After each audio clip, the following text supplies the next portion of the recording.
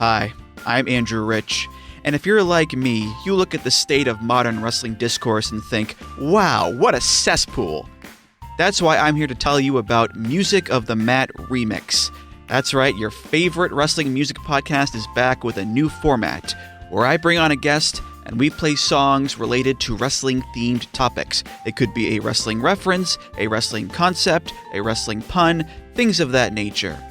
Now you might be saying, Andrew, that is a very, very tenuous connection to pro wrestling on a wrestling podcast network. Is this just an excuse to hang out with your friends and talk about music and ignore the rest of the wrestling landscape? Yes. Yes, it is.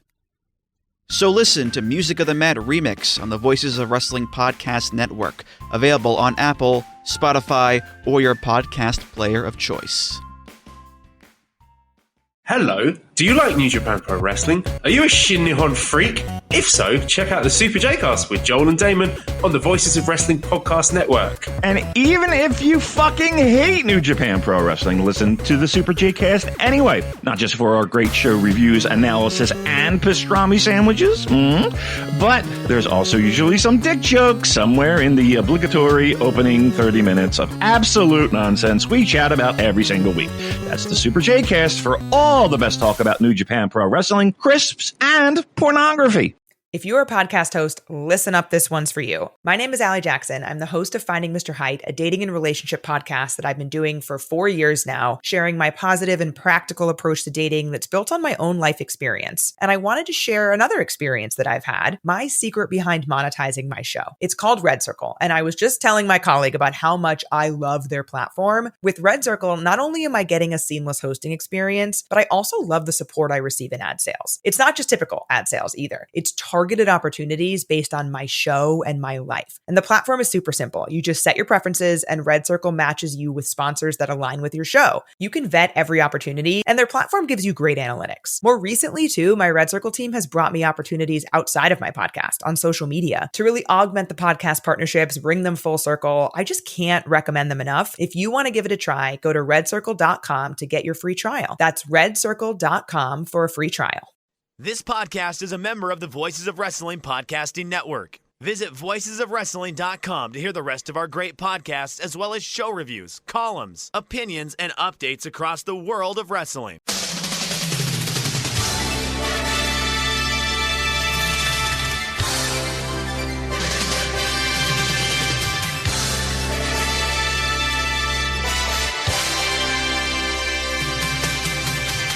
Hello everybody, welcome to the Super J-Cast. I'm Joel, joined by Damon McDonald. It is Wednesday the 9th of July, 2025. This is episode 369. What's going on? This is easy listening radio with Joel and Damon on WKCB. In this hour, we'll play some Kenny G. I don't know what else. Good. I think we saw some pretty decent pro wrestling this past week. Some surprises. Yes. We also saw some okay pro wrestling, and we have news and all kinds of stuff. So thanks for joining us. We are set. Joel's a little tired. And rightfully so. Let's be honest. After his little, do you mind me spilling the beans on this one, or do you want me to? No, not at all. But, all right. He had a field trip with his class, over 20 children, on a lake, kayaking, all kinds of stuff. He's like Mr. Outdoors. And he's exhausted, and rightfully so. I don't think I would have been able to do that. I would have walked away. I would have been, kids, you fucking take care. I don't give a shit. You're on your own. You're old enough. Leave me alone. I did sort of quietly quit towards the end of the session, and just like after I'd been pulled off of the kayak the third time, I was just like, you know what, fuck this. I just sort of slowly, quietly paddled back to the shore and got out and had a shower and got dressed. Right, one of the instructors was like, "Oh, you took the easy way out." I was just like, "I don't know what you mean, mate." Nobody's going to miss these kids. I'm out of here. It's like, I've got to supervise these two children sitting at the side. They cannot be sitting here by themselves. It's a critical safeguarding issue that I leave the lake and the other 27 children and get an ice lolly and stand with these two children who are not participating. Can I ask you know what? I was going to ask you a question, but I don't even want you to answer it because it's probably something that, well, the correct answer is no, of course not. But I'm like, do you sneak a couple beers on the trip or something? Or yeah, absolutely not. Absolutely not. No, of course you Because you know what? I'd fall asleep. Yeah. That would be it. That's what happens to me these days. I have a couple of drinks and I'm toast. Oh, well, yeah. Are you a sunburny kind of guy? Yeah, I do have to apply sun cream. Yeah. Yeah. I am as pale as I'm litmus paper. I don't tan. I just instantly burn and no tan. Then it just fades away. So yeah, I'm a sunscreen kind of guy. I gotta. Cheryl's even worse. Oh my God. Cheryl has to wear something in the car. Like she has like, I have like a hoodie in the car. I just keep in there just in case. Right.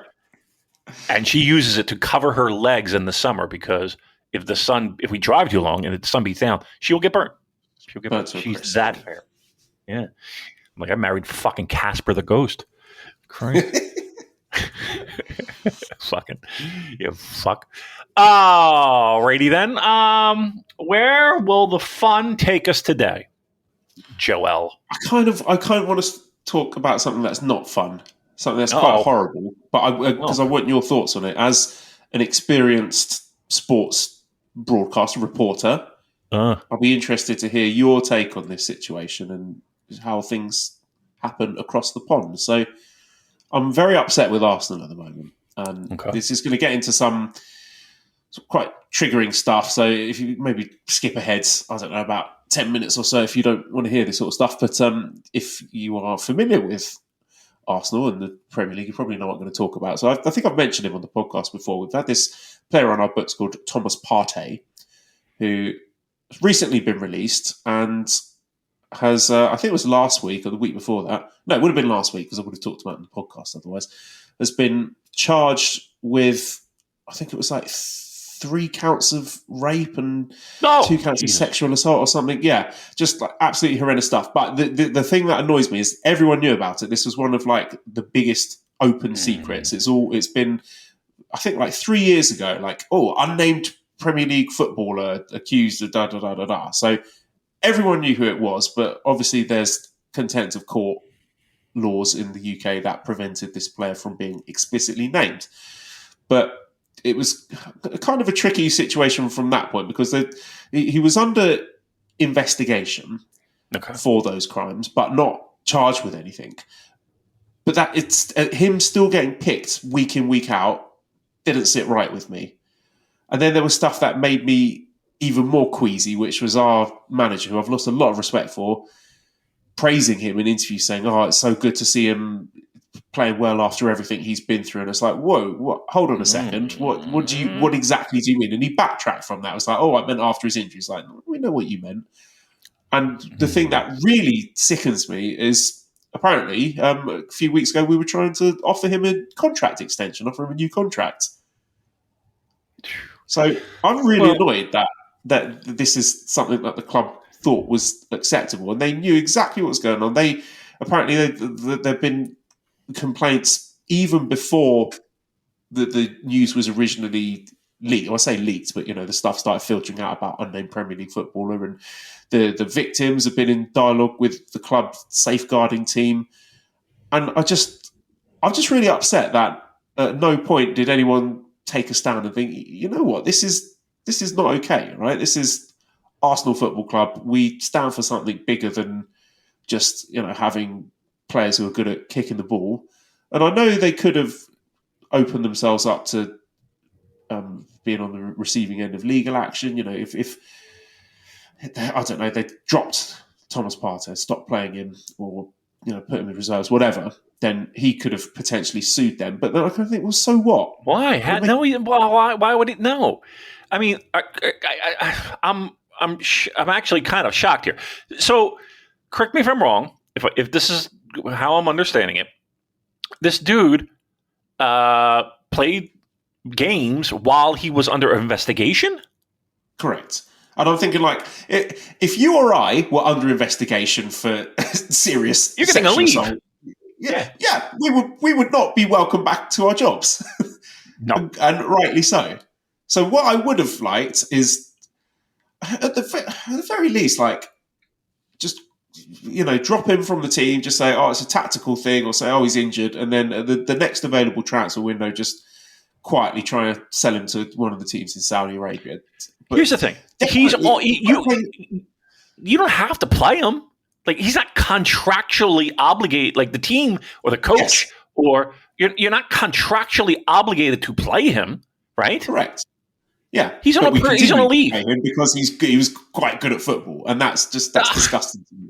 No. So we've had similar situations, Joel, with our very own Philadelphia Flyers hockey team and our goaltender, who there were allegations made of when he was in juniors on Team Canada. There was a whole fucking thing that went down with one girl and multiple guys, and just fucking pretty horrific, right?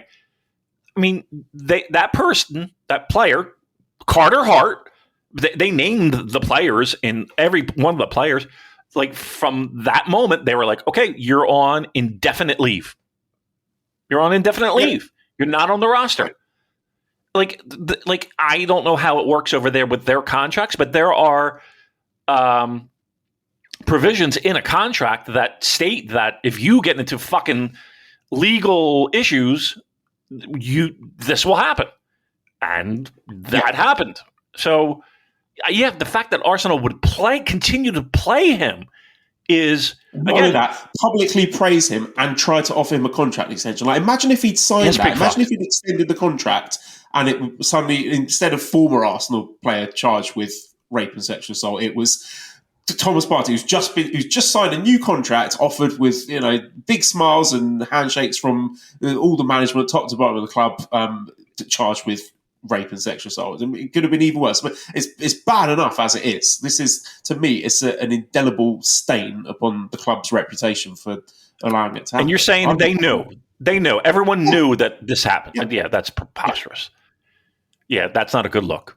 That's not even a good look. You know what? That's fucking. It's unforgivable. Come on. Would the league step in at that point? Well, this is what I'm thinking. Like, I've at the very least, I hope moving forward that we can get some good out of this and have some sort of league dictated protocol for what happens if a player is under investigation for a serious crime. And like you, I think that should now be standard in contracts. I think when they're signing a contract to joining a team, if you become under investigation for XYZ, then you're indefinitely suspended. And I know, like, there's probably, I don't know if I've probably sort of chased off this subsection of the audience, but there might be people listening going, oh, women could just make things up and false accusations could ruin their career. I don't buy that, right? The whole criminal justice system in the UK is so stacked against the victims of these sorts of crimes. It's near impossible to prove and get a conviction. So, and the women who do go public and speak out about this just get horrendous abuse online. And in a lot of these instances, I think one of the victims ended up actually foregoing a large amount of money that was offered as a non-disclosure agreement. And like, it ruins their lives speaking out about this stuff. So I don't buy that is something that makes it okay to hand wave accusations like that. So if anything good can come out of this, like, there's got to be something in place to stop this from happening again. And like, fuck Arsenal and fuck Mikel Arteta and all the people in charge of the club that allowed this to happen. And how do I recalibrate my relationship with this football club that I've supported since I was a little boy? I feel like it's been sort of taken away from me, that I can't. How, I was thinking of taking Esther to a game. I wanted to take her to the Emirates Cup, and now how can I, in good conscience, take her to cheer for a team when I know it has absolutely no moral standards whatsoever? Yeah, I mean, I hear you loud and clear. And again, I'm not even saying that, I think there's due process and that needs to be played out. But even with that said, you like, how do you play a game with that on your you know what I mean? Like how do you it has to be a suspension. Like, just call it whatever you want to call it. A leave, whatever. But the fact that if the team was well aware and did that, that's no one stepped in to say this is really bad. We shouldn't be doing this. That there was no one who felt they could stand up to whoever. Well, no one who can make the change. Yeah, no one who can. Yeah, apparently. I mean, who knows what's going on behind the scenes? But yeah. What do you do now? Do you seriously? I'm like, do you just not watch football, or do you now try to support another team, or like what do you do? What do you do as a fan? I don't know. I don't feel excited about watching them anymore. I certainly don't want to invest money into it. I'm not going to be, buying any merchandise or. I don't know, man. It's just now really I sad. Now I got to take back all your gifts. No, I'm just kidding. Anyway, the way I saw it was you can get Arsenal shit. You know what I mean? Like I wasn't going to do that that way. That sucks, dude. I mean, honestly, there's a bigger fucking picture here besides some dude's fandom, but it sucks. It sucks because it's. Correct me if I'm wrong. You're almost embarrassed to admit you're an Arsenal fan. Yeah, we are quite rightly I don't want to say laughing stock. It's not a laughing matter, but we are, shamed. Yeah, shamed. Yeah, dragged through the mud, rightly so. And every single club is looking at Arsenal thinking, "What a shitty club for allowing that to happen, for enabling that and encouraging that." What's easier, not watch the football or pick another team? Can you do it? Could you honestly? I don't know if I could. Like, I don't know if I could be like, you give me another team besides the Leafs. I don't think I could do it. You know what I mean? Like if this were a Maple Leaf situation, I don't know what I would do. Like I would watch hockey still, but I don't know if I would have a team that I would root for because I don't like. A lot of that is just baked into your DNA. I think sometimes. I don't know, dude. Yeah, I can't tell you. For 30 years, I can't. Right. Okay, but all right. Let's put it this way. Sorry, Editor Dan. I'm going to say Editor Dan. If Editor Dan, there were allegations. I'm not saying that there are. Please, I want to be very clear. But you know what I mean? Would you turn your back? Would you be like, all right, we got to find a new editor, and nice knowing you? I would like to think that if I did something really bad, that you would show the moral character to disown me because I would deserve it. Okay, but what about friends stick together? We'll get you through the tough spot. We'll make you better. I'm there to support. I don't like what you did. Obviously, I fucking hate what you did, but you're my friend, and I'm going to help you through this. I think there's like an element of rehabilitation, which is important, but staying and doing the thing that you were doing before, I think that's off the table. Oh, of course. Yeah. But okay, but again, it might be a little bit easier if you don't know the person and versus a sports conglomerate machine, you know what I mean? Like a faceless, nameless thing. I don't know what you do. I can't tell you what to do. But that's a terrible position to be put in. And I think you would feel much better if the fucking club did the right thing right out of the gate and you wouldn't have to deal with this. Like you wouldn't have to deal with this fucking moral dilemma. Like you would be like, all right, that player fucking, your due process, but you can't be associated with this team at this time. You have to stand in front of your peers and let the facts come out and let the chips fall where they may. But to put you and every other Arsenal fan in that position of what you're going through right now, that's fucking horrific. Just for that alone, Joel. Think about all the fans like women fans or fans who have been victims of sexual assault. What kind of message is it sending to them? Joel, again, This would be my decision. You don't care about me as a fan, and not that there was any question of this, but you really don't care about me as a fan. You care about me spending money. Because you wouldn't make, not you, Joel, you, Arsenal, wouldn't have done this if you were serious about us being fans. Because the situation that you put us in, now we have to make a fucking choice when we shouldn't have had to make this choice. And I know this is like literally the bottom rung of the problems in this scenario, but like the fact that team that you supported for 30 years, and there are people there that probably have supported it 60 years, 70 years, that the club would put them in a position, that's where I would turn my back. That's the reason why I would turn my back on it and be like, you know what? I'm Chelsea now, or I'm fucking whomever. I that would be it because I didn't do this. You did this. And to me, that's unacceptable. Over and above the fact that, you're making terrible decisions. Absolutely terrible decisions. Yeah. I mean,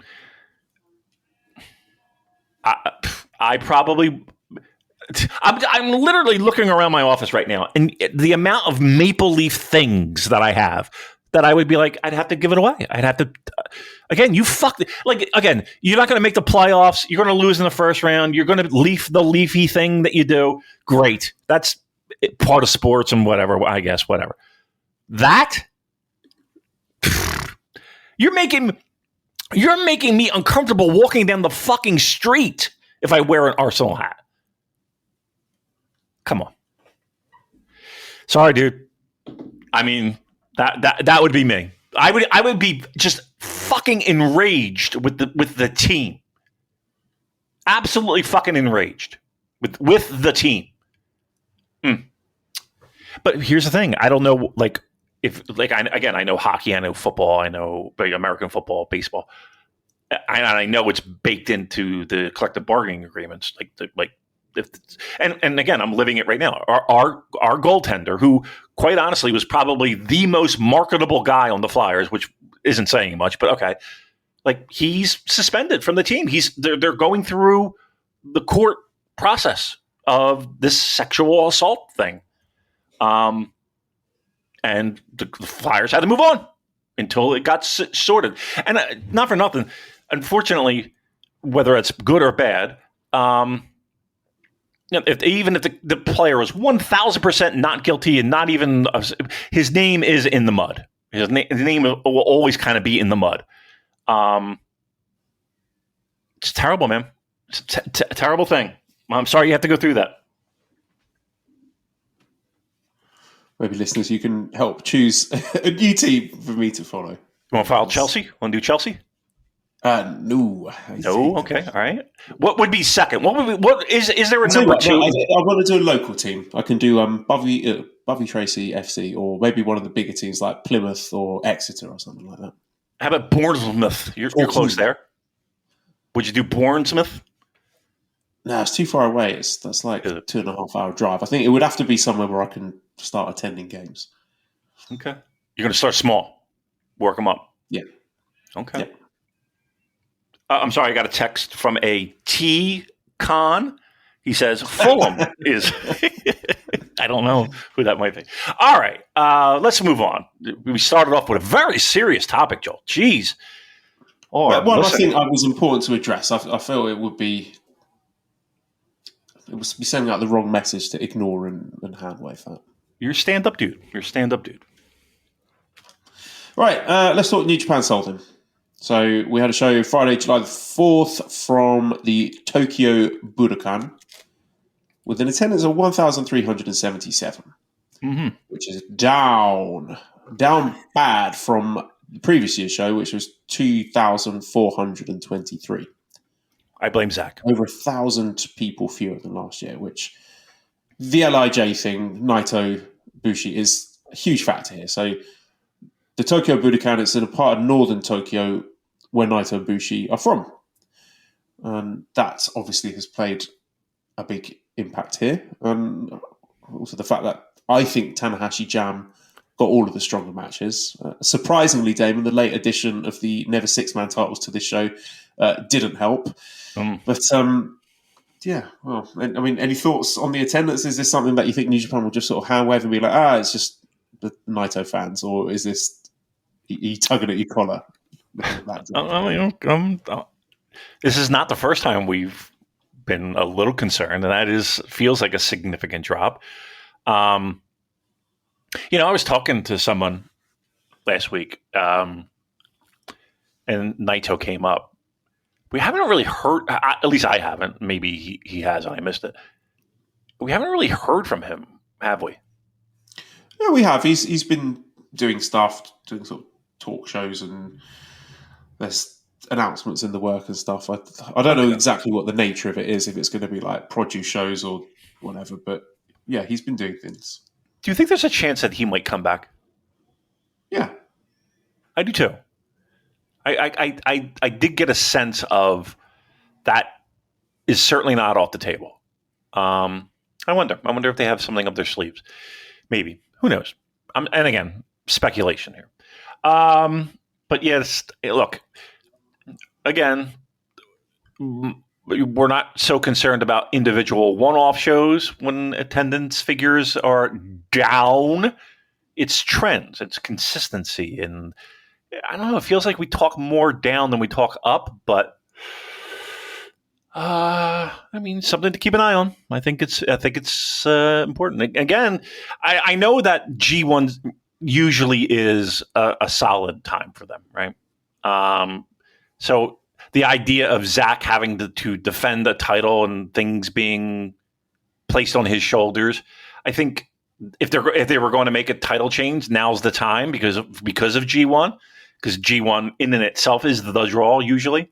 But yeah, it's worrisome. We'll see what happens after G1 though. Okay, I'm not going to go through all the matches here, but just the business end. We had the A block play-in match for the G1 Climax where Ryohei Oiwa defeated Satoshi Kojima 9 minutes 44 seconds. So Kojima, of course, was a relatively late replacement for Fat Fuck Fale, who had to return back to New Zealand after a bereavement. So we wish Fat Fuck Fale all the best there. Sorry, Fat Fuck Fale, not Fat Fuck Fale. I misspoke there. So Oiwa won this 9 minutes 44 seconds via the grip. This was all right. This was decent. There's not really much you can expect from this at this point. What are our expectations for Oiwa going into the G1? I hear a lot of chatter, people critical of his finishing move. They don't like the grip, that sort of spinning lariat thing that he does. Yeah.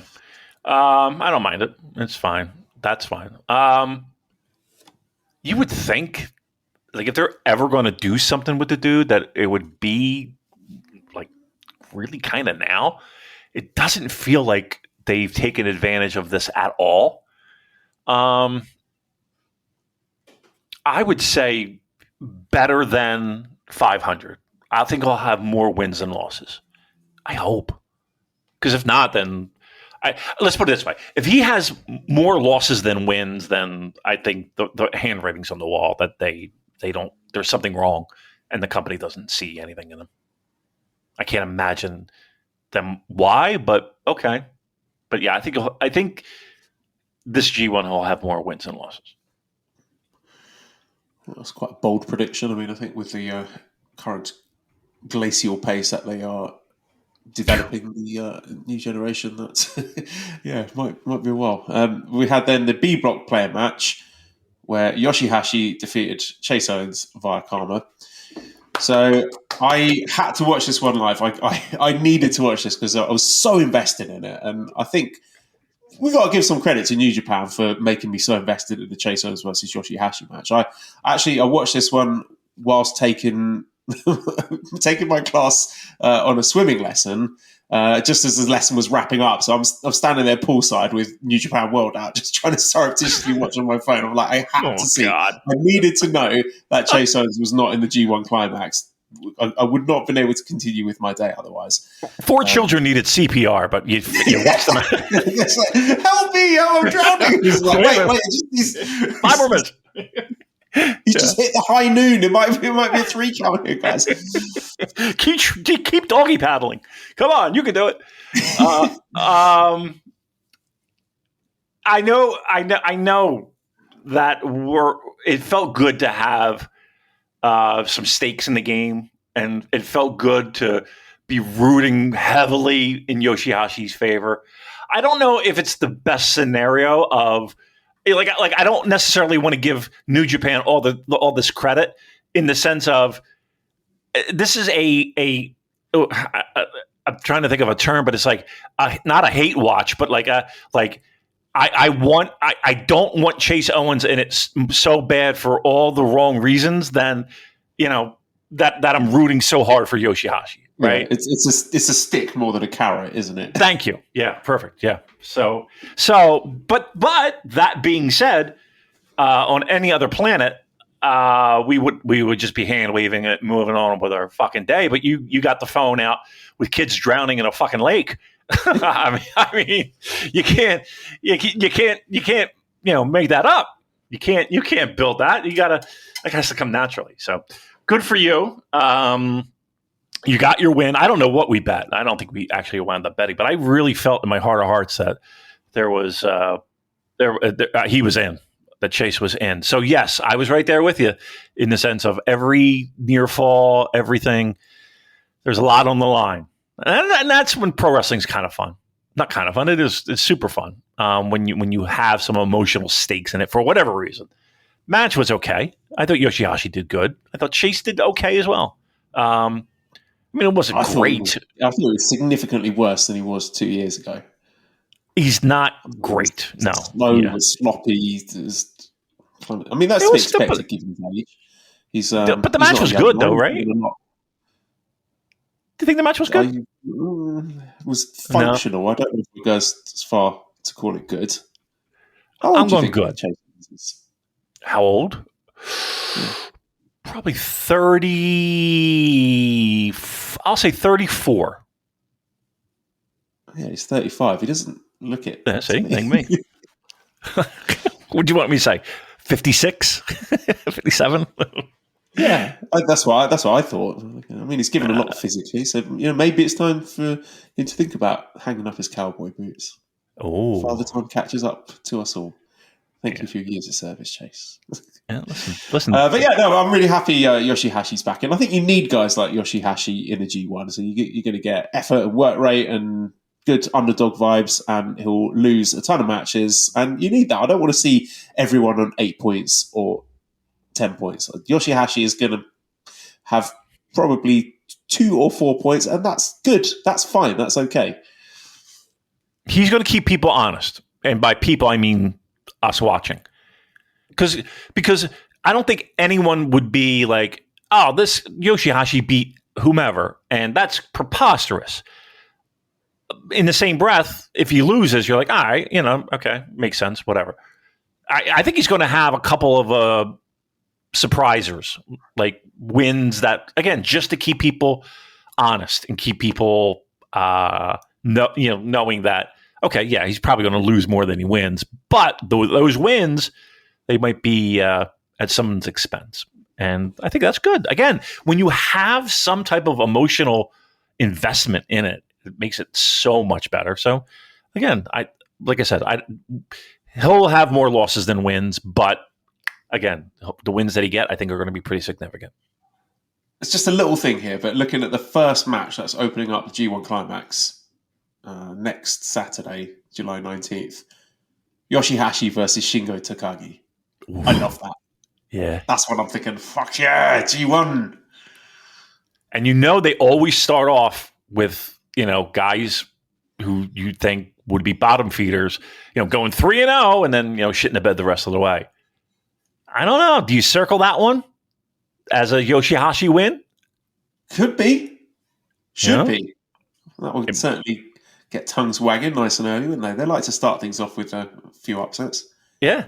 I mean, I tell you what, if there's an odds book out there and you get decent odds, I would put down some shekels on YOSHI-HASHI to pick up the win. Absolutely. Okay, then we have the Never Openweight 6-man tag team championship match with Master Huato Yo and Toriano defeating Yujiro Takahashi and Ren Narita. 12 minutes, 6 seconds. Yano pinned Yujiro after a low blow. Yep. You think him being on that booking committee had anything to do with that? That's my first thought. Yeah, that's it. All the guys just putting themselves over. They really did. Up. Good for him. Hey, listen, if you got it, flaunt it. That was my first thought. I'm like, of all people, really? Okay, all right. Yeah, the match was it's exactly what you would expect, right? Uh-huh. Yeah, exactly. All right, there you go. But good for Yano. Listen, you've earned that spot. You've earned that pencil. Circle yourself, put an X next to somebody else's name, and fuck them. There you go. And again, good use of House of Torches. Keep them in their lane. Yeah. Yano's. Well, it did kind of spoil the following show because you knew that. Well, I certainly felt that Yo and Wato would not be winning the junior tag titles if they were already six-man champions. Although I probably put more thought into that than the company did. Well, they got a lot on their plate, Joel. You know, there's a lot going on. G1, we got new champions. It's a lot to maintain. You got to cut them some slack. All right, please. And the main event was the IWGP Global Heavyweight Championship match with Gabe Kidd successfully defending against Hiroshi Tanahashi. 23 minutes 58 seconds. A drill a hole pile driver.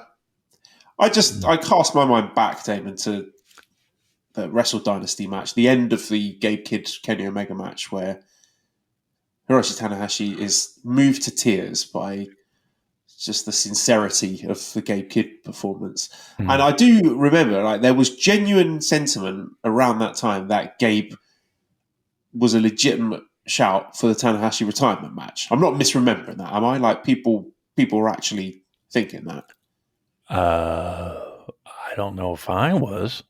I definitely saw it out there. I think it was something, not that it wasn't nailed on or anything, but people thought, oh, okay, maybe there's some seeds here, and there was definitely the relationship between Gabe and Tanahashi was it was causing a lot of buzz then.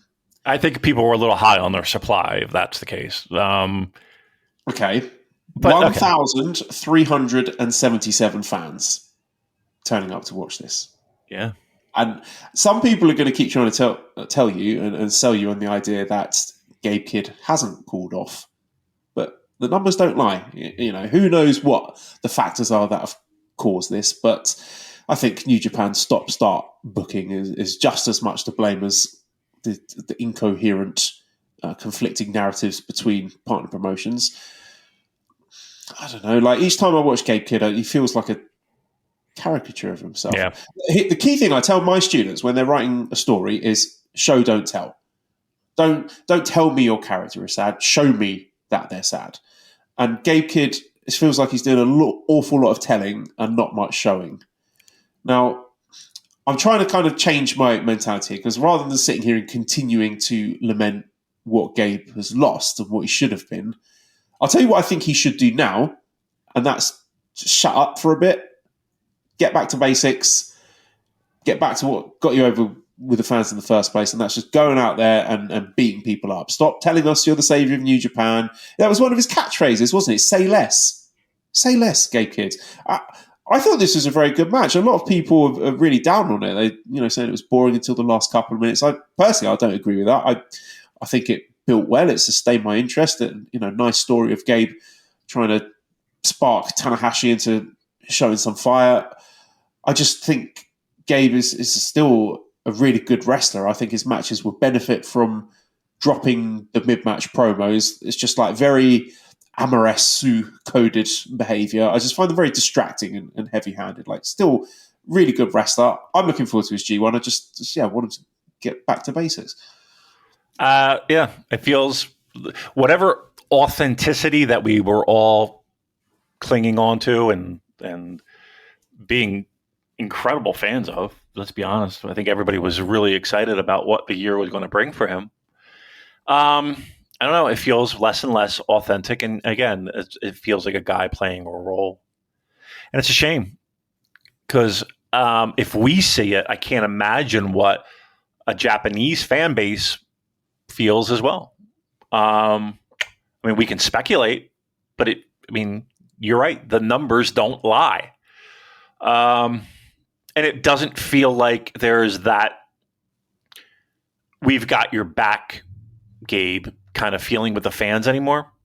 They cheer him, but it doesn't feel like it was before, that's for sure. I know that I went off on a little bit of a thing last show with Tanahashi. I'm like, Tanahashi's winning this fucking title. Tanahashi's winning this fucking title. I'm going to say this, and this is not only this match, but in other matches that I was privy to over the week. I don't want to see him anywhere near a fucking title. And the fact that who was I listening to? Every time I ask that, it's always the same answer. It's fucking Flagship. And they were saying the same things in my head. The pulling up the pants. Like he's got the old man over a little bit of a belly thing and the pants kind of falling down when you're too active. Trust me, I know it. I'm there. And like the Andre the Giant. Yeah, the Andre the Giant. I'm going to use the ropes to help me get up kind of thing. I don't know. I'm being, and I'm not trying to make a joke. I'm not trying to be Mr. Punchline here. I don't know how the fuck he's going to survive a G1. Unless his matches are like 3 minutes. I don't know how he's going to make the grind of G1 work. He's had a very active year.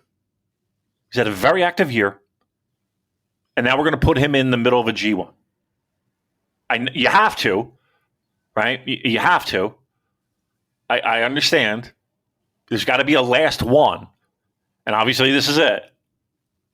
I just don't know how the fuck he's going to pull this off. Now, if anyone can pull it off, it's him. I got to give him all the credit in the world. He's got enough in his knapsack to say, hey, I did this, I've done this, my history. I get it. This is a big ask. This is a big fucking ask. And unless there is some kind of fucking miracle drug, I don't know how the fuck he's going to do this. I feel like even if he's got broken arms and legs, he's still going to drag himself into that ring somehow. But I don't want to see that. I know. Like, I was going to ask you, do you feel he's a bit overexposed at this point? Do you think he's trying to do too much with this retirement run? Like, and to the point at which these matches are not feeling special? Because again, like the attendance numbers, not great. That's not to be suggesting that people are clamoring to see this retirement run. Do you think it's too much? Yes and no. It's not like this is the first time that a pro wrestler has done this. The bar is so high with him that even when he was really good, it was noticeable that he wasn't excellent. And now that he's borderline good, if he just came out, did an air guitar, did a little L with his fingers, everyone can cheer, and he didn't, the bell never rang, and he just did that and walked back out, or back to the back. I think I would enjoy that more than the idea of him in a pro wrestling match. Like, not that it's doing any damage to his career. That's not what this is. We're not saying that. Or at least I'm not saying that. I'm saying I don't really have an interest in watching a guy whose body he has given time and time and time and time again go out there and give us the one last time you'll see me in the ring. Like, again, I know I'm a bit of a fucking weirdo. I get it. But I don't really go to funerals because I don't want the last memory of a person to be in a coffin. That's me. I'd rather my last memories be of whatever, right? And I feel like that to a certain degree. Like I'm watching a guy. I don't know. And look, we all know that the Dome is now centered around him. Like the fucking Wrestle Kingdom shows are Tanahashi's bringing the house. It's probably too much. I get why they're doing it. I get the fact that there is a possibility. And why wouldn't you milk it? It's pro wrestling. I get it. I understand. But I don't know if I don't want him in G1. I understand that he needs to be there. I do want him there. I don't want this version of him in there. And yeah, we're gonna see a lot of Hiroshi Tanahashi. We're gonna see a lot of Hiroshi Tanahashi in situations that, quite frankly, I care not to see him in. Let's talk about the next show then, which was New Japan Soul in Korakuen Hall on Sunday, July the 6th. I did just want to give some attention to the kickoff matches. I watched Tatsuya Matsumoto against Zane J.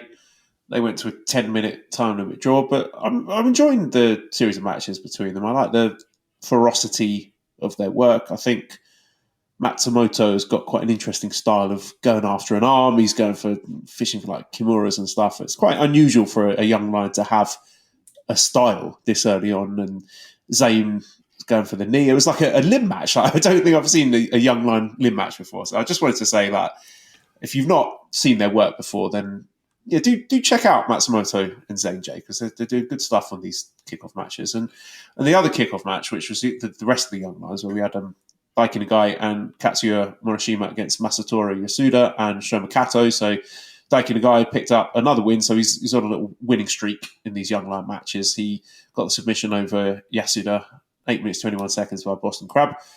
Honestly, this was one of my favourite matches on the show, and I don't think any of these guys are necessarily nailed on future stars, but they're growing on me. They're all fired up. They're being little pricks to each other, and I thought the match was really well laid out, and they extracted the maximum drama you can get from that Boston Crab spot that they always do. And sometimes when I'm getting annoyed with stuff that's happening higher up in the card, it's nice to go back to the young lion openers as a little palate cleanser. Sort of, remember what New Japan are really good at with the fundamentals like that. And I think we should talk about Daiki Nagai, because I had all these thoughts before they did the angle later on in the show. I was just looking at how he carried himself in this match, and Daiki Nagai, he gets it.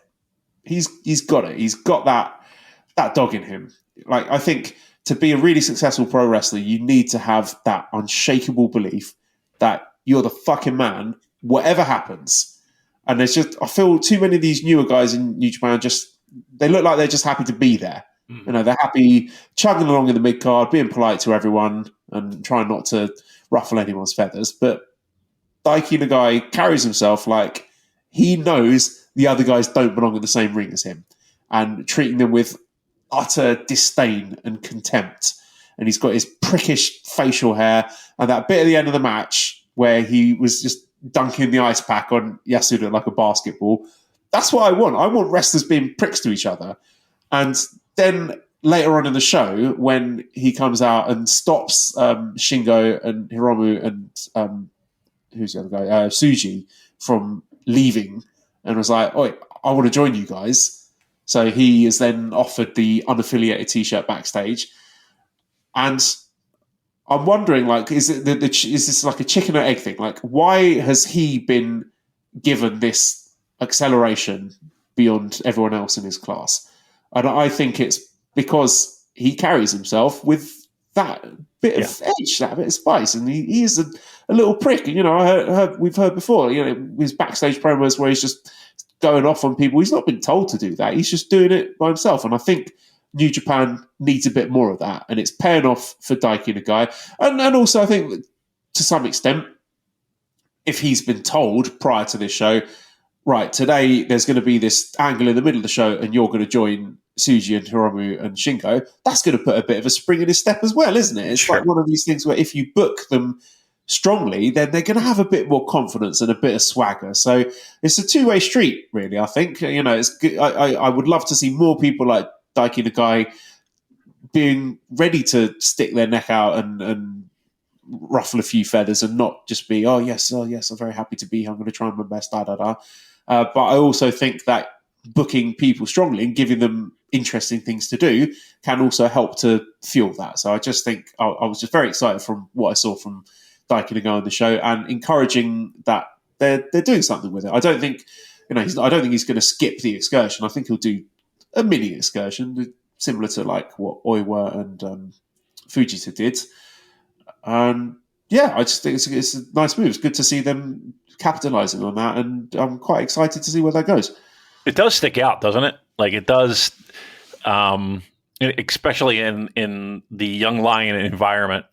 Like it does feel like it's not super duper well outside. It's not like fucking Adrian Street just showed up, but it is refreshing.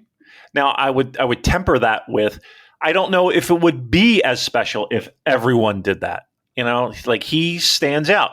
And again, if it's him doing that, that takes a lot of fucking balls in that environment, I would say. I don't think that more than likely, it probably didn't go over well with a lot of people if, in fact, he was going rogue and decided, fuck it, I'm doing this, right?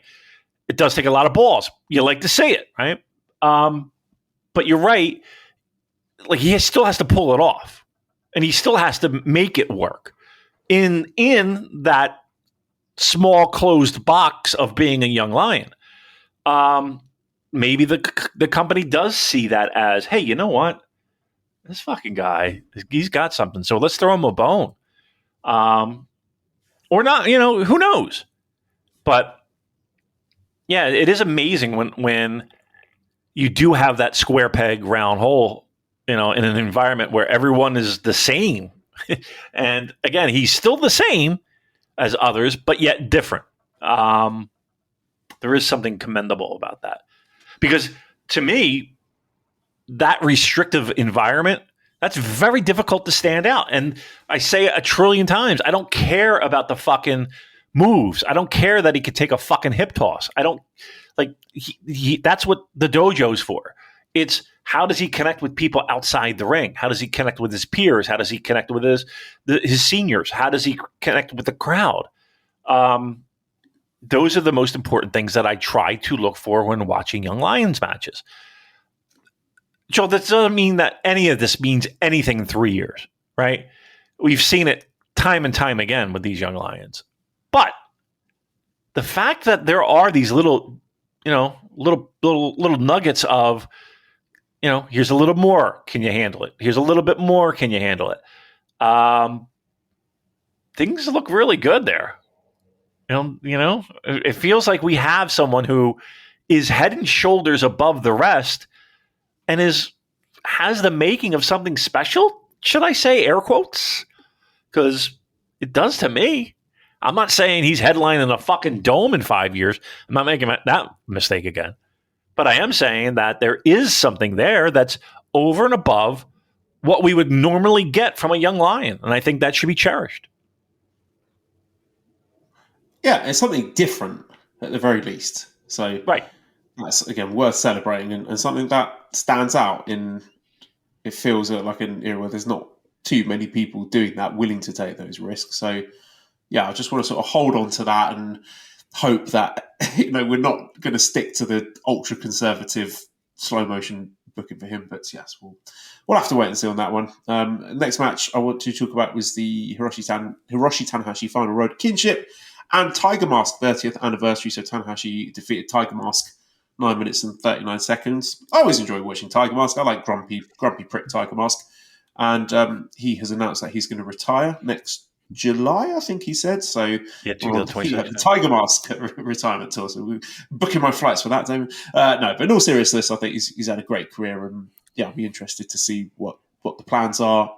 Is he going to do much international travel to make the most of this, or is he just going to stick mainly in Japan? So something worth thinking about. And you touched on it before. Tanahashi, he looked pretty rough following the Gabe Kidd match. And moreover, David, do you know how many main events in the G1 Tanahashi's in at the moment? I don't. Let me guess, though. Over 5. Okay. How many? Well, how 10? many do you think he should be in? 6. Is that how many you think he should be in, or how many you think he is in? I think he is in 6, and he should be in probably 2, if that.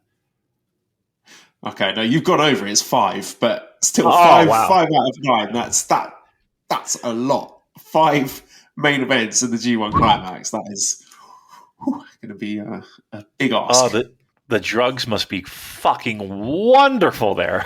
I mean, how is he going? Who are they against? Do you know? Do we know?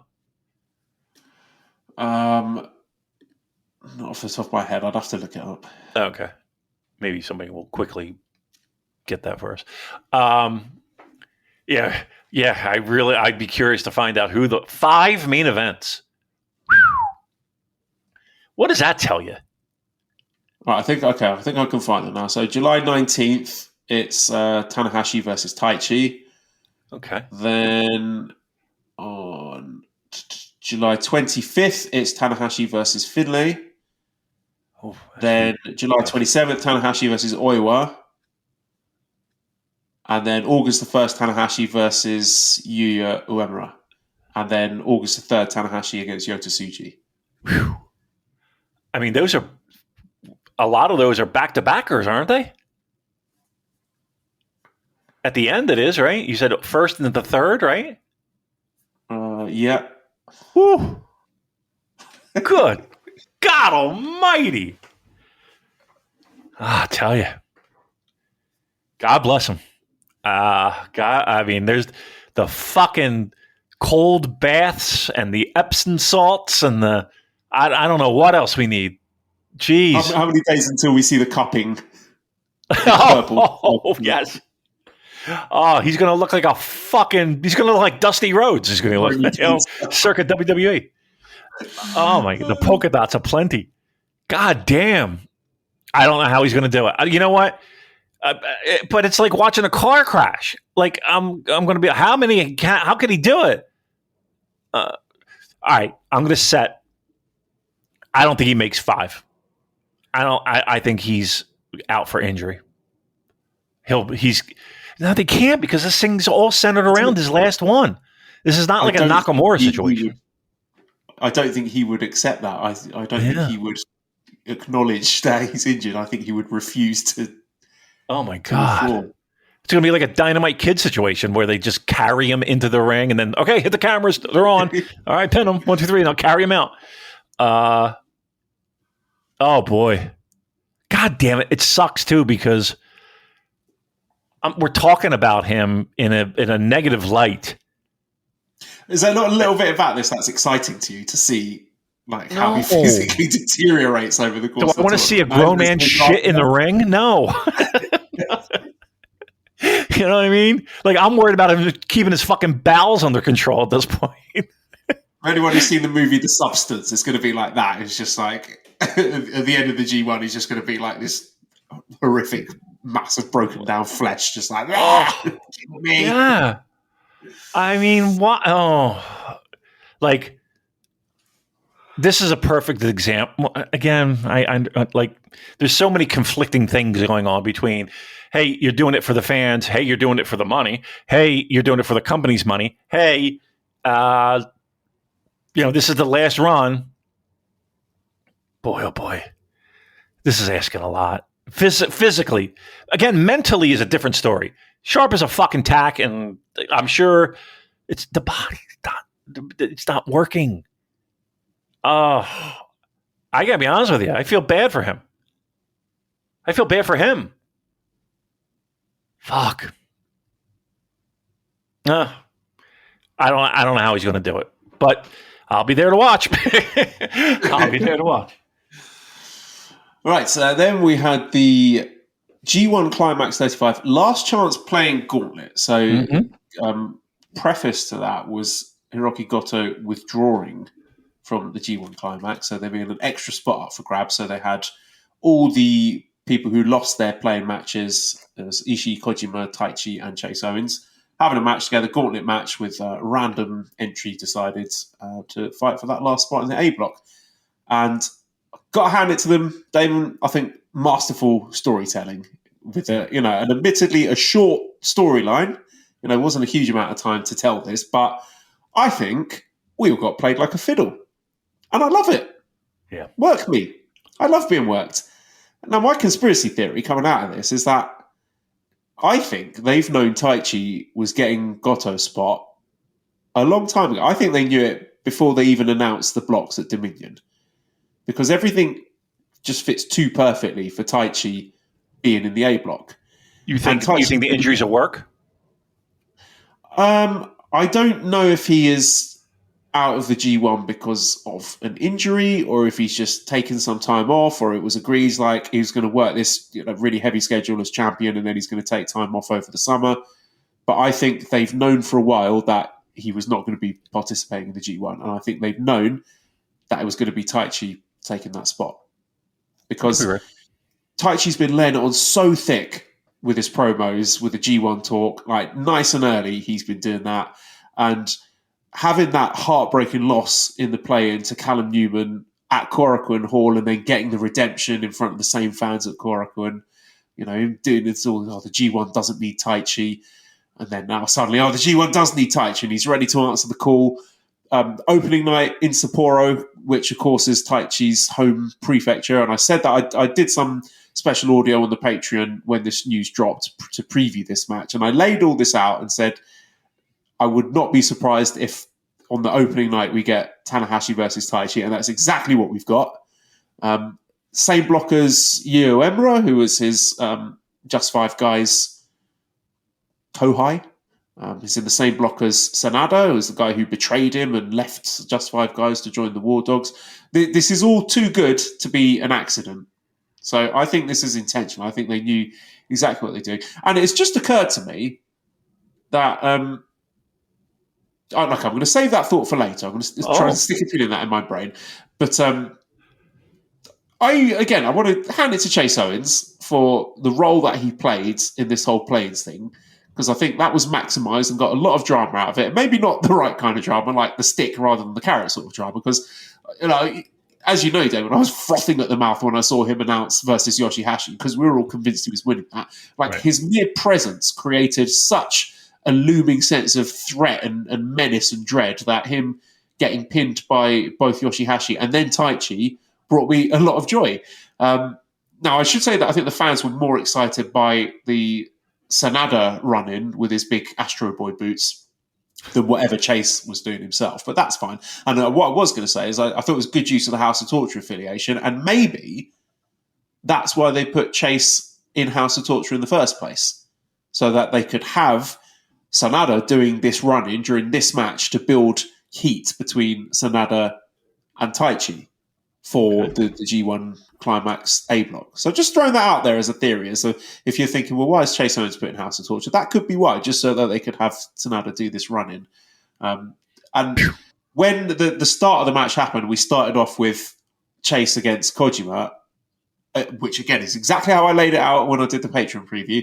I felt good at that point because I was like, there is no way in hell that Chase Owens is pinning Kojima and Taichi and Ishii. Like, that's not happening. So he got his win over. He pinned Kojima for some heat, and then Taichi came out. We did all the House of Torture stuff to get more heat and booing.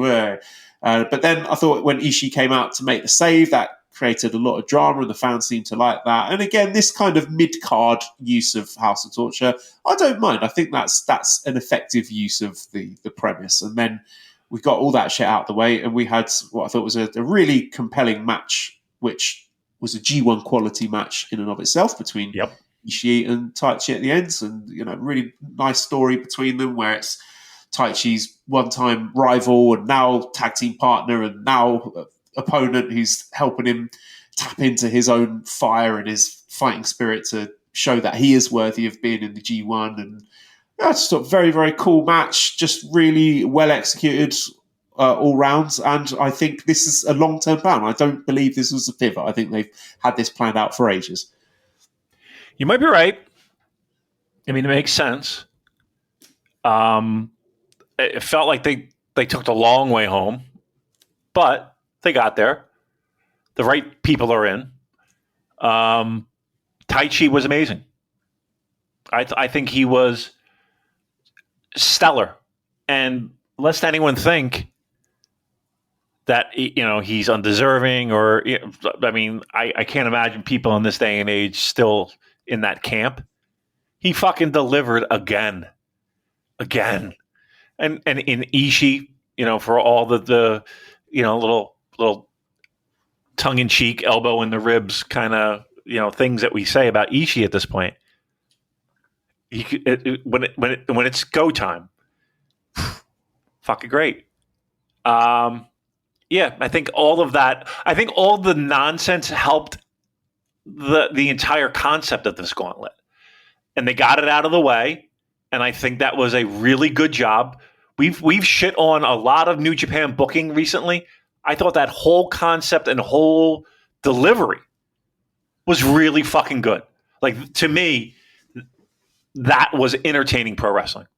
Like, that entire match, main event, gauntlet, whatever you want to call it. Like, I loved it. I thought it was really outstanding. And once again, when he gets to the tap on the fucking shoulder, man, talk about a guy who's become Mr. Dependable.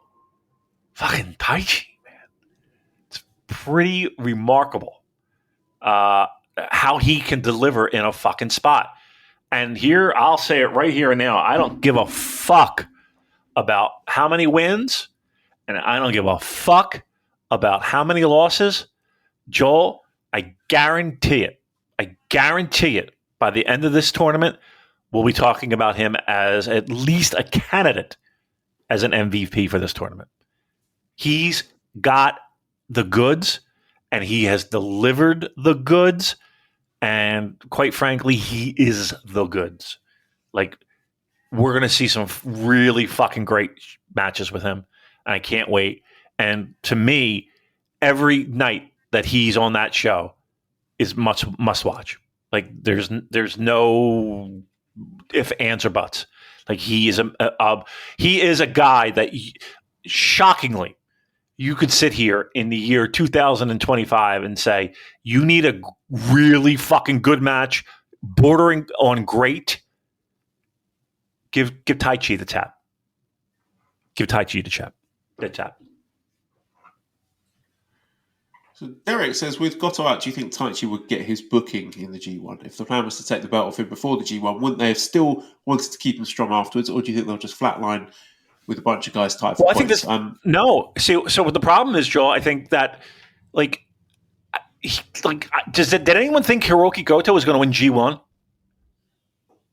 I sure didn't. They would have thought that as the then world champion, that he would make it at least to the playoffs, like the latter stages of the tournament. Top three. I mean, maybe they didn't want that, and they did the right thing by just having him out of the tournament. You don't want your fucking world champion to go, 500. You kind of want them to really be in the mix, and I feel like they have other plans, don't they? Well, that's what I'm saying. I think they had no intention of putting Goto in the G1. Period. Yeah. Yeah, you might be right. It makes sense. It does add up. The math does math. So, yeah. But Taichi was great. Ishii, I thought, was great. And again, I think Chase played his role really well. Getting the win over, Kojima, and everyone's kind of, right. If you're thinking of it, okay, well, maybe he just got that out of the way, and there's no fucking way he's running the table here. But he got it. He beat a guy who is a legend. I thought that was really good pro wrestling, man. I really did. I enjoyed that thoroughly. And if this was the game plan all along, and we were just fucking rubes, God bless him. If that's the case, then I give them all the credit in the world. That was really, really solid. And they took us for a little bit of a ride. Now, do you think we go all the way with Taichi and have him win the G1 and challenge Zack Sabre Jr. at the main event of Wrestle Kingdom? Because I know I've complained at length about lateral movement of the world title between aging mid-carders, but that's only good when it's an aging mid-carder that I like. So actually, that would be good booking. Fuck the youth. I'm not interested in seeing next generation getting their title wins. I want Taichi Dome. There you go. Tekker Dome. I think that is a zero chance of happening. But I love your energy and spirit, and you do need something to cling to right now. So I'm going for it. Great. Then we had the IWGP Junior Tag Championship match. Doki and Sho defeating Master Wato and Yo. 30 minutes, 52 seconds. Suplex Della Luna. Doki got the pin over Wato. I don't know, man. Like it was okay. It wasn't a bad match. I'm two thoughts here, right? One, I'm lamenting what we've lost from the junior tag division, because part of me is tempted to say, oh yeah, no, this is okay. House of Torture can be occupy this space. It's only the junior tag titles. That's fine. They can have that. Just keep them out of the bigger stuff at the higher end of the card. But then I think we should have higher expectations for the junior tag titles. And it's been so great in recent years. That's been some of the highlights of the year, the kind of stuff that we were seeing from guys like Clark and Driller and Catch 2-2 and Eagles and Fujita. It's been so good that it's a downgrade. And that's not good. That's not a good feeling. And it's just with Doki, it upsets me seeing him House of Torture, because it's like when a wrestler joins House of Torture, they're never going to evolve or develop or progress. No one's left House of Torture yet. No one's quit the faction. And they've been doing the same shit for 5 years. So it just feels like when a wrestler joins House of Torture, it's like they've been deleted. Like the cool wrestler that they were before is just gone. And now they're this sort of static, two-dimensional comic book villain. So, and I'm just sort of looking at this as a kind of, also the second thought being a junior heavyweight purgatory, where we've got all these guys who at one point you thought, maybe they're going to be the next guy in the division. And then for a variety of reasons, the push has stalled and they've gone back to, your Hiromus and Ishimoris and El Desperados. And now we've got a bunch of guys here who don't really feel like they're going to achieve much of significance or interest in the foreseeable future. It's always like, I'm happy that Doki returned, right? But not like this. And I think a lot of people echo that.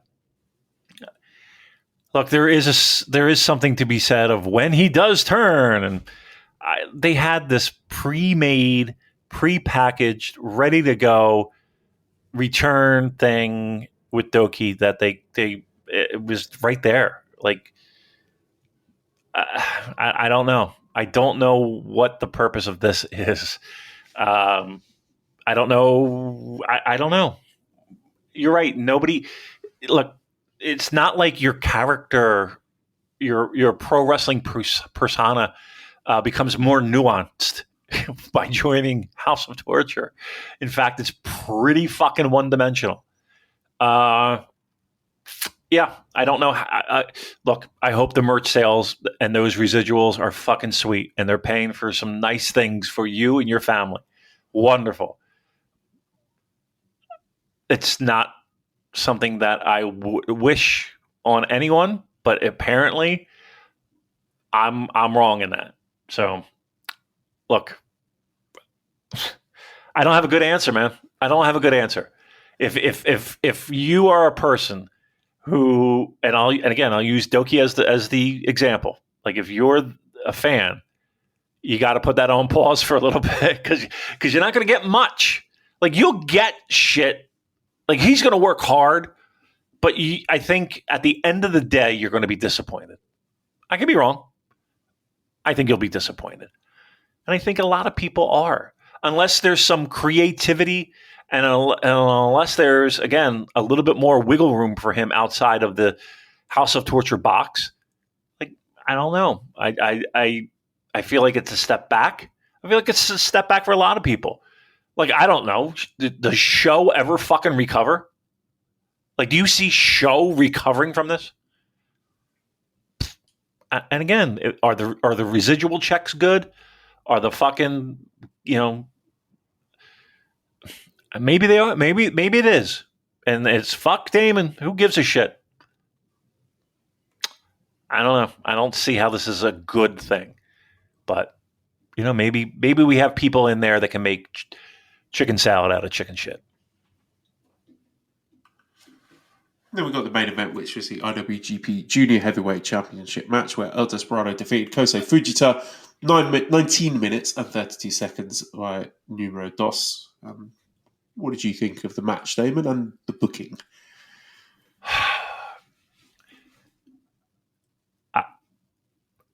We praised them earlier, didn't we? Wasn't it like 10 minutes ago, 5 minutes ago?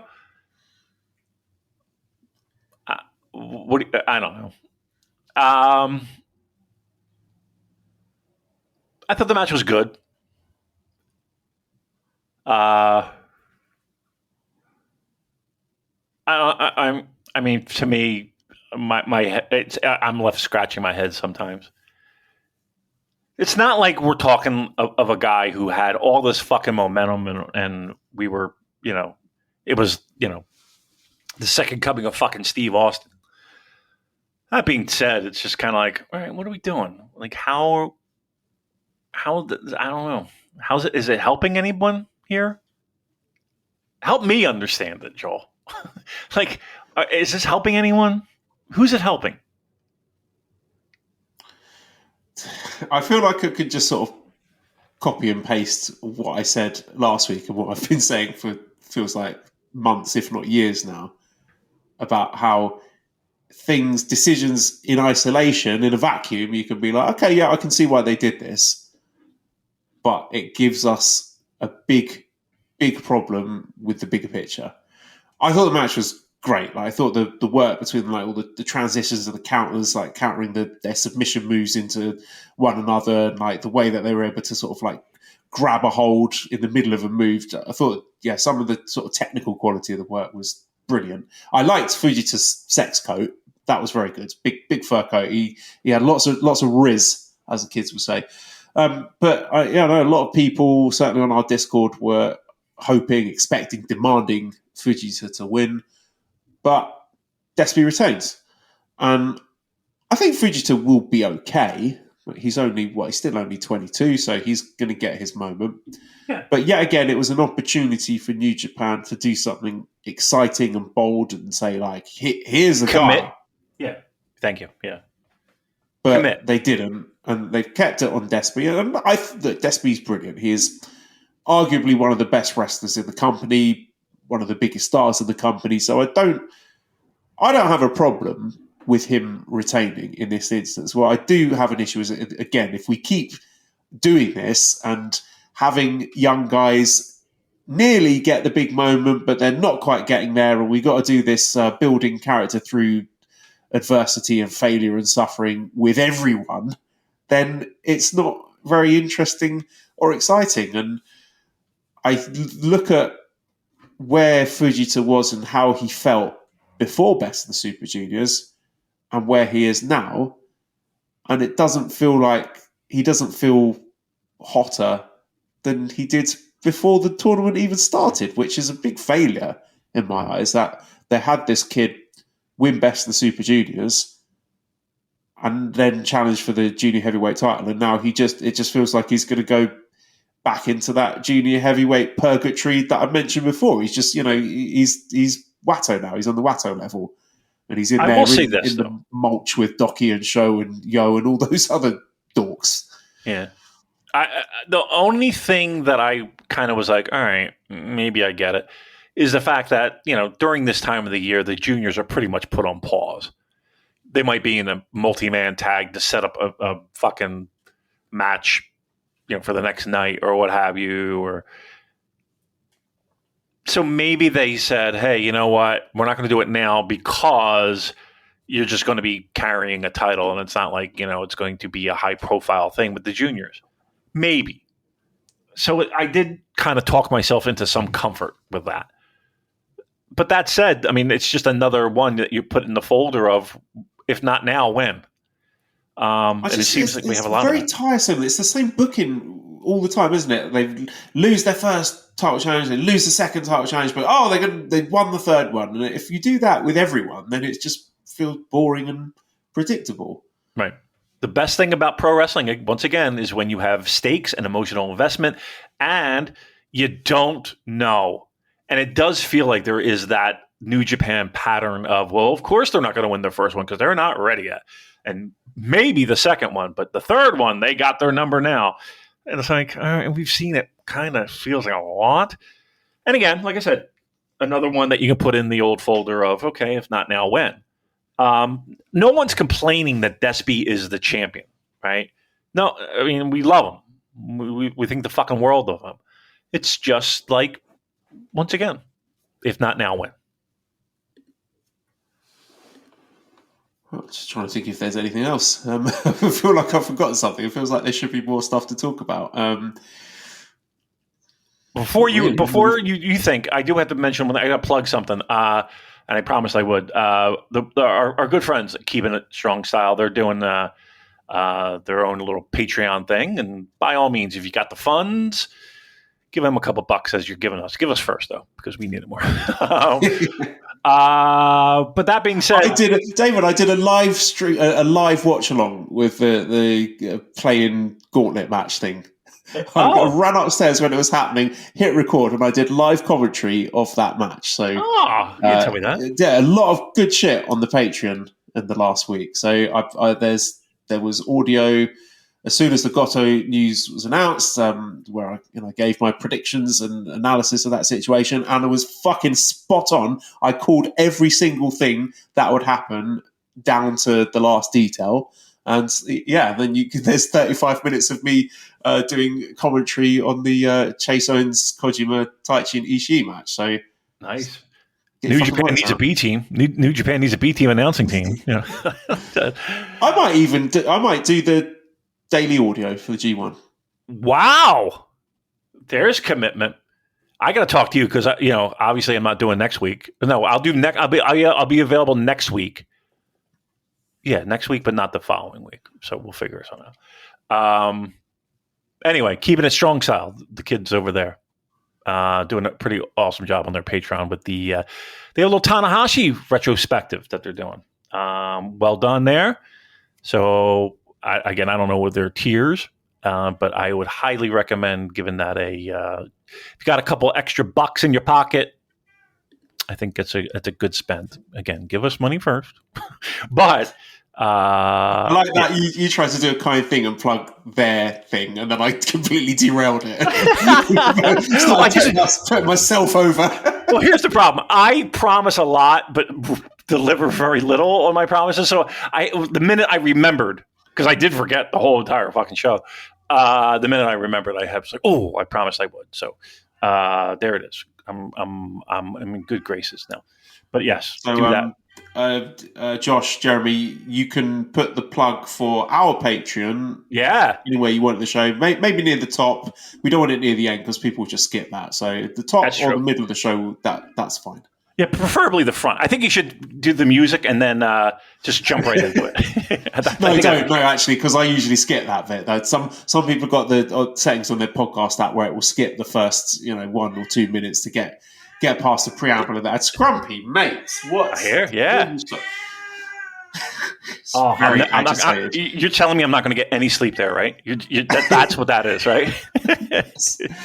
I've sent you the graphic with the finalized G1 Climax lineup because I needed to see that graphic before I could visualize and predict the tournament and sort of appreciate what it is and what I think it's going to feel like. I need to see all those faces, like the graphic with the 20 guys, before I can say if I'm excited for it or not. So looking at those two blocks now, so A block, Tanahashi, Taichi, Yuya, Oleg, Tsuji, Oiwa, Newman, Finlay, Evil, Sanada, and then B block, Umino, ELP, YOSHI-HASHI, Shingo, Zack, Greater Khan, Gabe, Driller, Ren, Takeshita. Yeah. Now, we were quite down on the field when it was announced at Dominion when we got the first 16 names. How are we feeling now? We've got scale 1 to 10. Scale 1 to 10. 7.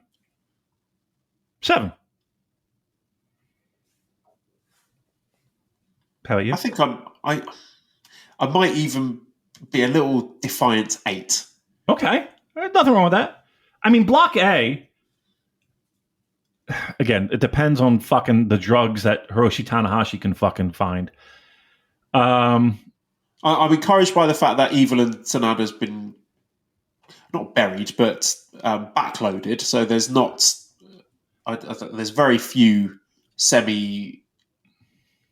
I don't think that. I need to get the J. Michael document that's got their booking. We'll do like a proper G1 preview next week. But he sent me the thing that's got their card placement, and yeah, both of them are fairly middling in terms of the card placement. So it's not like we're getting loaded up with House of Torture semis and main events. So that is, I think, a good sign. I think B Block looks really fucking strong, actually. They have a lot of interesting matchups at B Block. I think everyone's going to have their working boots on. Oh, everyone will have their working boots on. People are hearing stuff and reading stuff. They know that the vibes are not great at the moment, and I think they're going to work really hard to change that. B Block should be sexy. I'm really digging that. And I think A Block too. A 7. Solid 7 right now. And trust me, look, it's G1. It's going to be good. I can't sit here and tell you it's not going to be good. You know it's going to be good. They're going to have their fucking boots on. They're going to get the work. Do we have concerns? Of course we do. Do they have the sexy outsider? Okay, maybe not. It's G1. They know what's on the fucking line here. I'm not saying Night 5 is going to be spectacular, but I'm saying there's going to be enough good shit in there sprinkled in. More than sprinkled in, lumped in. That's going to be worth your time. It's G1 fucking season, people. Let's get fucking hyped. All right, so a few questions we'll get out of here. K Loves Wrestling says, do you think New Japan views Takeshita on equal footing with the likes of Shota and Tsuji, or is he seen more of an outside guy due to not going through the dojo? I'd love to see him win the G1, but I'm nervous that they'd try again with the Musketeers before him. Now, I am kind of getting some vibes from people around the podcasting sphere that seem to suggest there might be something in a Takeshita G1 Climax win. Now, there's nothing. This is not people that I regularly talk to. There's just this little stuff that I've heard and read that's made me think, huh. I don't think anybody would complain about that. I think there's always a little bit of concern when you have a dude splitting time between all the different and various promotions that he has. But it's not like he's the first guy to fucking do this. We've said it from the jump, Joel. Like, if they have a stud, it's him. Young, fucking incredible in the ring, a presence. Like, if they have a star, it's him. And they could pull the trigger. And I don't think anyone would bitch and moan about that. I'd be okay. Like, he's a stud. Make it happen. I got no problem with that. Oh, there's a news item here that I forgot to mention, Damon, which is that Shibata wrote in his diary that the LA dojo is bankrupt. They can't afford rent. They're asking AEW for help, and specifically blames former presidents Tezuka and Obari for running it into the ground. Oh. I mean, there's another person I would probably put on that list, but I'll bite my tongue. I don't know. I don't think it's a coincidence that they're not running many U.S. shows, right? Bankrupt, huh? Yeah. Shibata and Kushida both cut from their coaching duties. So, yeah, no longer serving the function of developing athletes. That's... While so, it's not I'm just good. reading a thread here. There's more to this. It says the LA Dojo was created simply to secure a place for Tezuka, who cannot stay in Japan. I don't again. This is machine translate, so I don't know if the validity of that. But when it was original, again, there's been various times in New Japan's history where there has been a California dojo.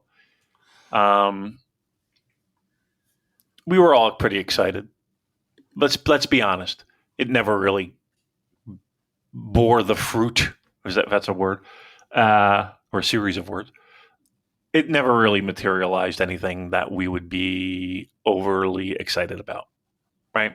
It wasn't like they produced this stud and away we went to greatness in New Japan Pro Wrestling. And I think it's evident the fact that the idea of U.S. shows, I don't like to see people lose jobs, though. That's the one thing. I might not be the biggest fan of the product they produce, but I don't like the idea of people losing a job. And in essence, that's what happens. And let's also be honest here. For all the giggles and, once again, the elbow in the ribs kind of thing, it was a place for fucking talent that isn't signed to learn the craft in a little bit of a high-profile environment. I guess my biggest question now is that so those dudes who win the opening match, and they have to be on the next show, and the next show that just ends, right? We're not doing that anymore. That just goes bye-bye. All right. Well, that sucks. Actually, it's pretty sad that that's the case, but I hate people losing jobs, man. That sucks. But hopefully they come back and. It looks like they've completely pulled the plug on the US, the New Japan of America, because there's no shows scheduled for it. We hear nothing about that. It seems like they've just quietly cut bait on that. It had a lot of promise at one time, Joel. It really did. I remember that first fucking Long Beach show. Place was packed. It was rocking and rolling. Those were the days. My oh my, my oh my. That is. I think. You know what? I feel like that's significant news. It's significant in the sense that what an abysmal failure it's been. A lot of promise, never fucking delivered. That's sad. Oh well. All right. Way to go, Joel. You open the show with horrible news and you close it with horrible news. What else we got here? Lewis says, when are we going to get the real summit event for the J-Cast, the Super Shenmue cast with Rich Craich? Yeah, okay, I will get on to Rich. I need him to play Shenmue 2, ideally, and maybe Shenmue 3, but we could, I'll definitely get him on the Patreon. He'll be up for that, I reckon. He would do that over a wrestling talk, that's for sure. Do we think there would be 1 or 2 January Dome shows? With Tanahashi retirement, it would make sense to put all the eggs in the Egg Dome on January 4th instead of distracting from that, or do we want to try and sell as many tickets as we can for the Salute One product? I would think with TV Asahi broadcasting the January 4th show, you'd want to make it look as impressive as possible for that great exposure. Yeah, as far as I know, it's just January 4th. I think if there was something on January 5th, they would have announced it by now. So my understanding is just one January Dome show. Yep. And last one here, Jersey Joe Gotch says, is there any parallel with Zack Sabre Jr. being a technical wrestler, clearly the best wrestler in the company, and business is down, and Bret Hart in the 90s when WWF business was down? Bret as champ was blamed as a cause, as is Zack as champ, when perhaps they're merely victims of circumstance. I will say, I don't know if you caught that, you probably wouldn't have done, but a backstage promo from Zack where he was a lot more serious and aggressive and mean, and he said I'm not here to be the fucking hero.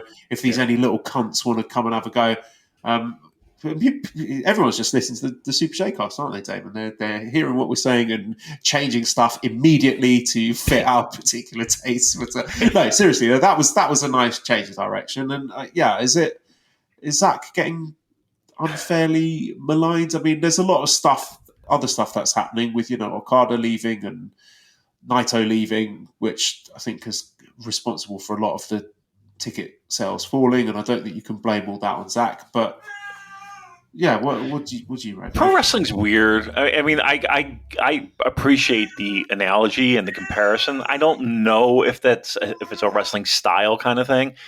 I'm just trying to think of comparatives of where they are and like where WWF was at the time and where New Japan is now. I don't know if there are a ton. It does feel like a little bit more of a transition-y kind of thing. New Japan taking its sweet time in that process. Yeah, I mean, there are similarities. I would say I would have to really look into it and really think about the answer off the top of my head. I want to say no, it's just a coincidence, but maybe there is something to be said about that. Where, as much as we appreciate the pro wrestling, maybe we've, as a pro wrestling community, we've moved on from that. I don't know. I say that, but yet I still hold true that the people who listen to this show are, I don't want to say cut from the same cloth. Everybody has different tastes and like different things, but I think there's a common thread when it comes to the pro wrestling a little bit. I don't know. Hard to say. Good question, though. Gotch comes up with the good questions. I will say that. It's a good job. It always seems to come through. Always seems to come through. Yeah, it seems to be sort of questions. It's 50% abuse and 50% good questions. Oh, really? It keeps you on my toes, which I always appreciate. I hope that's directed at you and not me. Tweet out of nowhere. It's like, you fucking idiots! Why did you say this? Like, really? And then he's saying really nice stuff afterwards. I think maybe he feels guilty about being unkind. And I mean, listen. If we deserve something, I look. If we have a take or whatever, feel free. I mean, I think that's fair game. I just don't want to get any personal attacks, Joel. Please. Speaking of personal attacks, did you see he was in the mentions several days ago? What? No, what? El Desperado. In your mentions? Yeah. Now, it was not intentional. So there was NJPW World put out a little video clip of part of the Despi Fujita match. And then someone replied to the tweet. So the New Japan World tweet had Despi and Fujita tagged in it. And someone replied to it. This was Boom Boom Daddy. Replied to it with at the Super J-Cast, at the Chris Hamster, at Reason JP. Fuck this company. When are they going to finally strap a rocket to one of these young guys? And then reply from El Desperado saying, then don't watch, you're so annoying. Wow. And so I was at it in all of this, and I had to reply to Despi, clarifying our position. I said, excuse me, please, Mr. El Desperado, sir. I do not condone the opinions that I've been tagged in and would kindly request your permission to continue watching. Thank you. And he liked that. He hit the like button. So we are allowed to continue watching New Japan. So, you know what? I'm glad he has the title. Good for him. You know what? long live El Despi. Long live. Is that it? All right. That's it. Goodbye.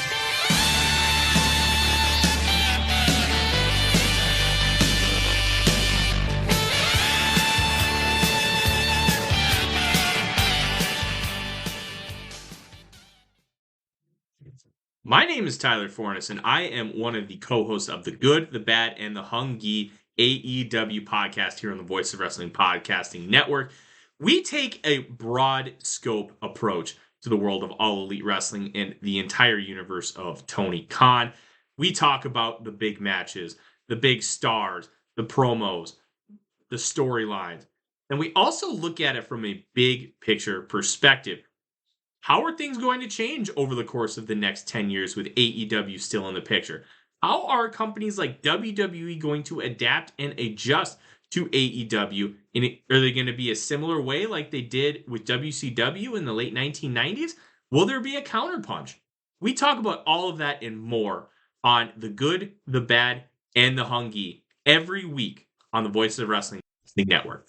Hello, do you like New Japan Pro Wrestling? Are you a Shin Nihon freak? If so, check out the Super J-Cast with Joel and Damon on the Voices of Wrestling Podcast Network. And even if you fucking hate New Japan Pro Wrestling, listen to the Super J-Cast anyway. Not just for our great show reviews, analysis, and pastrami sandwiches, but there's also usually some dick jokes somewhere in the obligatory opening 30 minutes of absolute nonsense we chat about every single week. That's the Super J-Cast for all the best talk about New Japan Pro Wrestling, crisps, and pornography.